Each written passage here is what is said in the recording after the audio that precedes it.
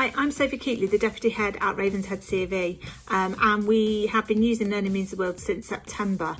The thing that has been fantastic for our school is that it tackles current issues that are really, really important to the children and will be even more so in the future. It has really engaged them.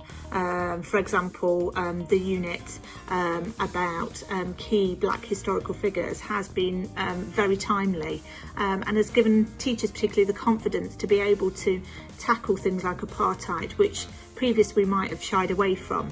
It certainly is broadening the experience of the world for the children, and it encourages the children to look much wider than their local community and focusing on things that are happening over the other side of the world, but all the time linking it back to local issues as well.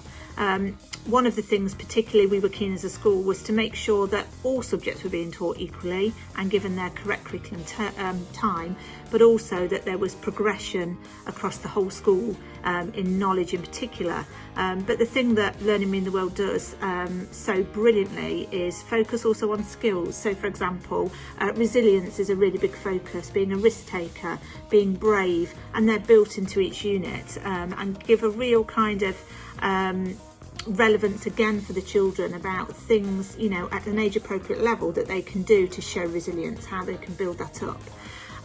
In terms of the themes, conflict, communication, conservation and community, they were really vital for our school. It was something that we had identified as a whole staff, that our children were missing key things in those areas, and when we then found the Learning Means the World, it just seemed like a perfect fit, and it certainly is enabling us to focus on one of those key areas each term across the whole school, and I think that will go from strength to strength as we move through the curriculum.